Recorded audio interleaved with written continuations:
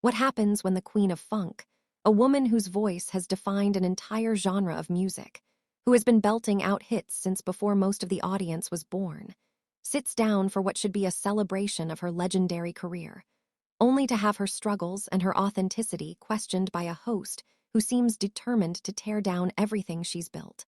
What you're about to witness is one of the most explosive confrontations ever captured on daytime television.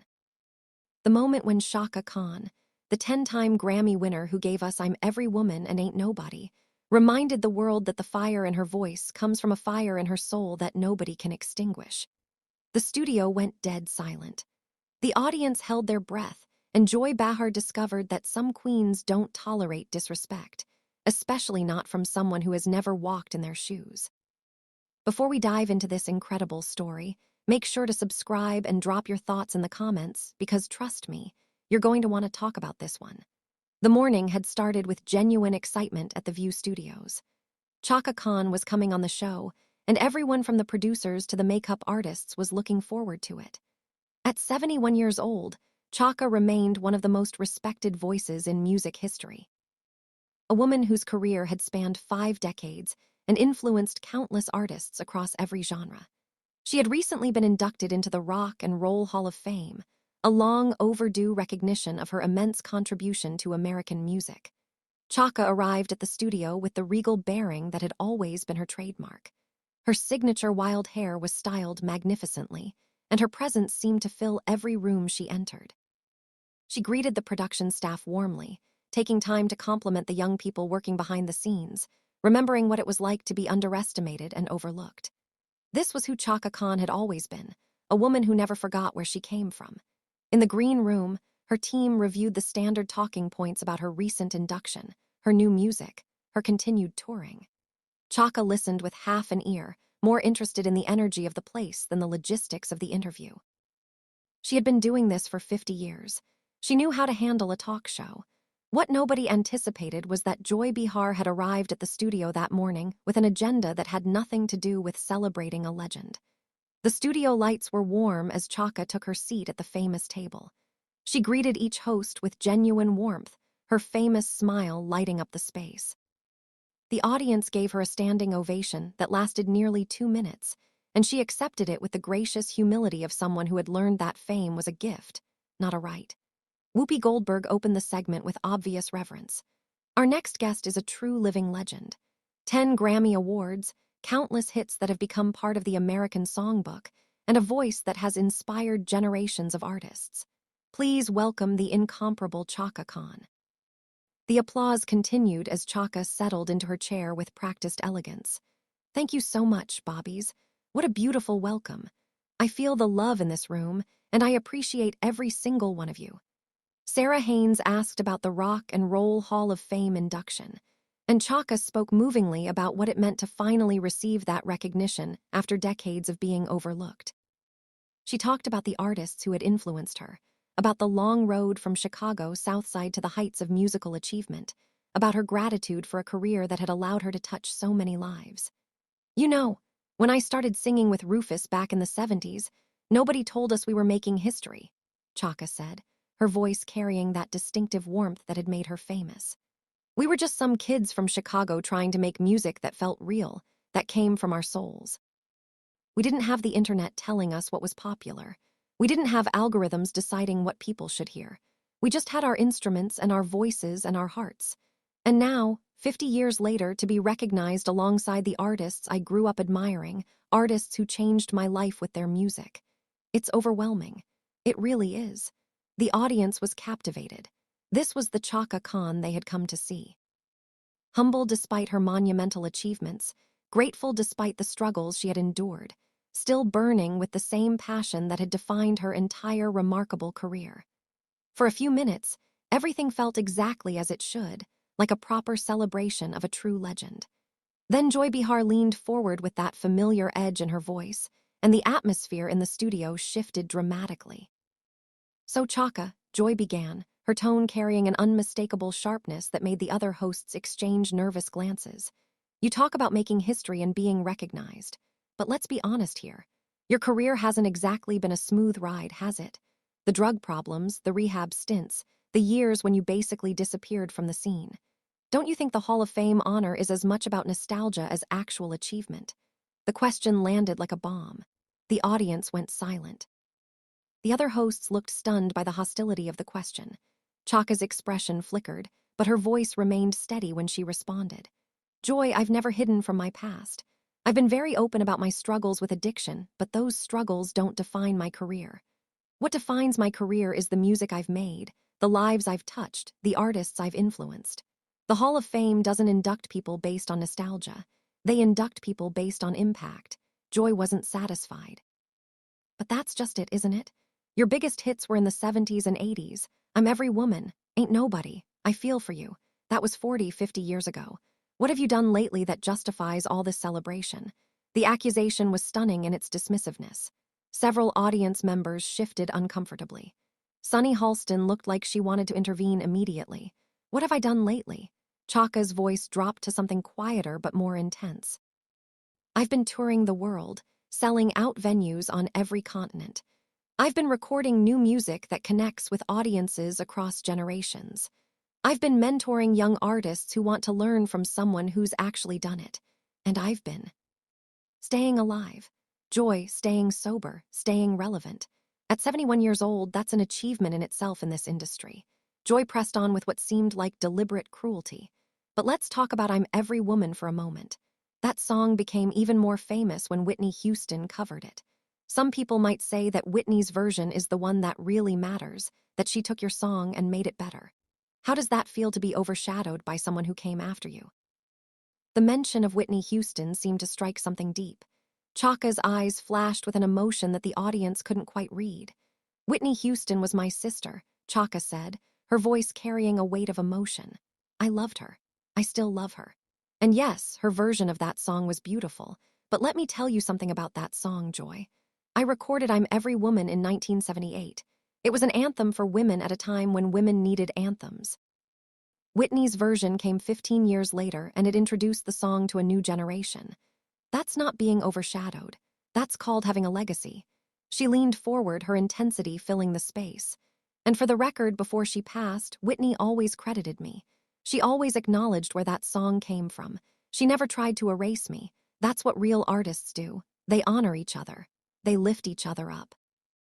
Maybe that's something you don't understand because you've never created anything that lasted. The counterattack was sharp and landed with precision. Joy's face re-ended, but she wasn't backing down. I'm just asking the questions that some people might be thinking. You've had a lot of drama in your life. The marriages, the feuds, the years when the drugs were clearly affecting your performances. Don't you ever look back and wish you had done things differently? Chaka sat very still for a moment, and when she spoke, her voice carried the weight of 5 decades of living, struggling, and surviving. Drama. You want to talk about drama, Joy? Let me tell you about drama. Drama is growing up black and female in America in the 60s. Drama is fighting your way into an industry that didn't want you, that didn't believe a dark-skinned girl from Chicago could be a star. Drama is being told your voice was too powerful, too raw, too much for mainstream audiences. Her voice was rising now, but it wasn't anger. It was something deeper, something that had been refined through decades of experience. Drama is watching friends die from the same disease that was killing you and finding the strength to get clean anyway. Drama is losing people you love and still having to get on stage and sing about joy and love and survival. That's my drama, Joy. And I've lived every moment of it out loud without apology, without hiding behind false images. The studio had gone completely silent. The audience was witnessing something they hadn't expected. A woman laying bare her soul in response to attacks that deserved nothing but contempt. You asked if I wish I had done things differently. Let me tell you something. Every mistake I've made, every fall I've taken, every moment I've been down, it all went into the music. It all went into the voice you hear on those records. You don't get the power in my voice without the pain that shaped it. You don't get the joy without knowing the sorrow. That's what makes real music joy, not perfection. Authenticity. Joy tried to regain control of the conversation. I understand that, but surely you can see how your struggles have affected your reputation. There are people who remember the difficult performances, the erratic behavior, the years when you seem to be struggling publicly. Don't you think that's overshadowed your achievements? Chaka's laugh was short and carried decades of experience dealing with people who tried to diminish her. Overshadowed my achievements. Baby, I have 10 Grammy Awards. 10. I've sold millions of records around the world. I've influenced artists from Beyoncé to Adele to Mary J. Blige. Every female R&B singer working today owes something to what I did in the 70s and 80s. That's not overshadowed by anything. That's a legacy that will outlive both of us. She stood up and the movement commanded immediate attention. Despite her 71 years, there was something powerful about her presence, something that filled the entire studio. You want to know what I think this is really about, Joy? I think you don't understand artists. I think you don't understand what it takes to bare your soul for strangers night after night, year after year, decade after decade. I think you look at someone like me and you see the struggles, the imperfections, the human being behind the legend, and that makes you uncomfortable. Her voice rose with a passion that reminded everyone exactly why she had been called the Queen of Funk. Because here's the truth about my life. Yes, I struggled with addiction. I went to rehab. I did the work. I got clean. Yes, I've had failed relationships. I've had my heart broken. I've made mistakes in love. Yes, I've had feuds with people in this industry. I've stood up for myself when others wanted me to be quiet and grateful. But through all of it, I kept singing. I kept creating. I kept showing up. She pointed at Joy, her finger steady and accusing. What have you done through your struggles, Joy? You sit at this table every day and you pass judgment on people who actually do things. You comment on lives you've never lived, on art you've never created, on struggles you've never faced. And when someone like me sits across from you, someone who has actually lived a full, complicated, messy, beautiful life, all you can do is try to tear them down. The accusation landed with devastating accuracy. Joy opened her mouth to respond, but Chaka wasn't finished. Let me tell you something about being every woman. That song wasn't just a title. It was a statement. I am every woman because I've been through everything. I've been poor and I've been rich. I've been celebrated and I've been forgotten. I've been addicted and I've been sober. I've been loved and I've been alone. And through all of it, I've never stopped being exactly who I am. She turned to address the audience directly, and her voice softened to something more intimate. To every woman watching this who has ever been made to feel ashamed of her struggles, who has ever been told that her past disqualifies her from being celebrated, who has ever been reduced to her worst moments by people who don't understand what she's overcome, I want you to know something. Your struggles are not your shame. They are your strength. Every fall you've taken has taught you how to rise. Every heartbreak has deepened your capacity to love. Every mistake has given you wisdom that perfection could never provide. She looked back at Joy, and her expression carried something that might have been compassion mixed with disappointment. I've been singing for 50 years, Joy. I've been told I was too much and not enough. I've been praised and criticized and written off and rediscovered more times than I can count. And through all of it, I've learned one thing. The people who try to diminish you are almost always running from something in themselves. They need you to be less than you are so they can feel better about who they're not. She gathered herself with the dignity of a queen, which is exactly what she was. I came here today to celebrate being inducted into the Rock and Roll Hall of Fame. Instead, I've spent 15 minutes defending my entire existence to someone who seems to think that having lived a full life is something to be ashamed of. Well, I'm not ashamed. I'm proud. Proud of every song I've sung, every stage I've stood on, every tear I've shed, and every moment I've survived. She straightened her outfit with deliberate grace. You know what the difference is between you and me, Joy? When I leave this studio, I'm going to get on a stage tonight and sing for thousands of people who love me. People who have grown up with my music, who have fallen in love to my songs, who have cried and laughed and healed with my voice in their ears. That's my legacy. That's what I've built with my messy, complicated, beautiful life. Her voice dropped to something quieter but somehow more powerful. What will you leave behind, Joy? What will people remember about you when you're gone? The jokes at other people's expense, the gotcha questions designed to humiliate, the moral superiority from someone who has never risked anything to create something lasting. The studio was absolutely silent. Joy sat frozen, clearly not expecting the interview to turn into such a thorough dismantling of her approach. Chaka looked at the audience one final time. I want to thank everyone who has supported my music over the years. You are the reason I'm still here. You are the reason I got clean. You are the reason I keep singing even when my body tells me to rest. I do it for you. And I do it for the little girl from Chicago who dreamed of being heard. She made it, we made it, and no one can take that away. She turned and began to walk off the stage, then stopped and looked back at Joy. One more thing, through the fire. That song was about surviving, about going through the worst life can throw at you and coming out the other side still standing. I've been through the fire, Joy, many times, and I'm still here, still singing, still living out loud. Maybe someday you'll understand what that means. Maybe someday you'll have the courage to go through your own fire instead of watching other people burn from the safety of your comfortable chair. With that, Chaka Khan walked off the stage with the same regal bearing that had defined her entire career. The audience erupted into applause that seemed to shake the building, rising to their feet in a standing ovation that was clearly directed at the woman who had just demonstrated what real grace under pressure looked like.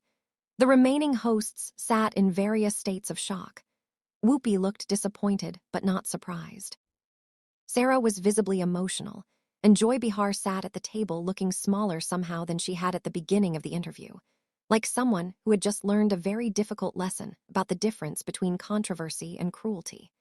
What had started as a promotional appearance had become something far more profound and significant.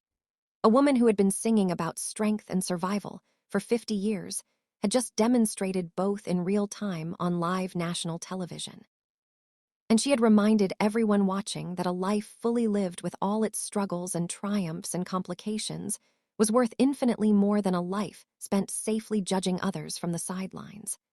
The aftermath of that interview would dominate entertainment news for weeks. Clips of Chaka's powerful defense of her life and career would be shared millions of times across every social media platform. Her music would see a massive spike in streaming numbers as a new generation discovered the woman behind the voice, the story behind the songs. And somewhere in all that conversation, a question would emerge that was bigger than any single interview. Why do we feel entitled to judge people for the very struggles that made them who they are? But perhaps the most significant outcome was what the confrontation revealed about legacy and what it truly means to be a legend. Chaka Khan had built hers through decades of work, through struggles overcome and songs that touched millions of souls around the world. And when that legacy was challenged by someone who had never created anything comparable, she had defended it with the same fire that had always burned in her legendary voice. Because that's what queens do. They don't just wear the crown, they earn it every single day through every struggle and every triumph. For those who had grown up listening to I'm Every Woman and Ain't Nobody, who had found strength in through the fire during their darkest moments, who had danced to I Feel For You at countless celebrations. There was something deeply satisfying about watching Chaka Khan defend not just her career, but the very idea that a life well lived includes struggles, failures, and the courage to keep going anyway. She had proven once again that the voice that had moved millions was backed by a spirit that refused to be diminished by anyone. What do you think about this incredible confrontation? Was Joy Behar out of line, or was she just doing her job? Drop your thoughts in the comments below, and make sure to subscribe for more stories that will absolutely leave you speechless.